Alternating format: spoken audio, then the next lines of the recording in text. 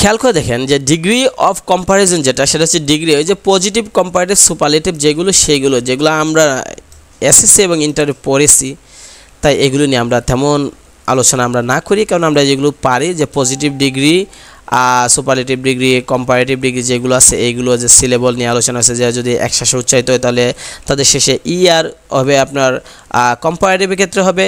আর superlative করতে হবে কি ইএসটি হবে, আর যদি শেষে দেওয়া থাকে শুধু আর এসটি লাগবে, আর যদি ওয়াই থাকে ওয়াইয়ের আগে যদি কনসোনেন্ট থাকে ওয়াই হয়ে যাবে আই, তারপর আর ইএসটি, এগুলো আমরা জানি,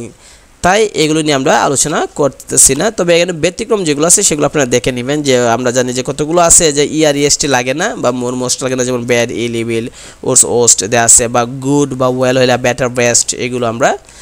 এগুলো পড়েছি। তো এখানে অনেকগুলো আছে যেগুলো আসে পরীক্ষায়, বিগত সালে বিভিন্ন পরীক্ষায় এগুলো আসছে, যার কারণে আমরা এগুলো স্কিপ করে যাচ্ছি, কারণ এগুলো আমাদের আগে থেকে আমরা জানা, আমরা যেগুলো জানি না সেগুলো আমরা আলোচনা করি, এগুলো সম্পর্কে আমাদের ধারণা আছে, পজিটিভ কম্পারেটিভ সুপারলেটিভের সূত্র আছে, আমরা পড়েছি, ঠিক আছে। পজিটিভ কম্পারেটিভ সূত্রগুলো আমরা জানি যে নো আদার ভেরিফিউ প্লাস বাকি অংশ, এইগুলো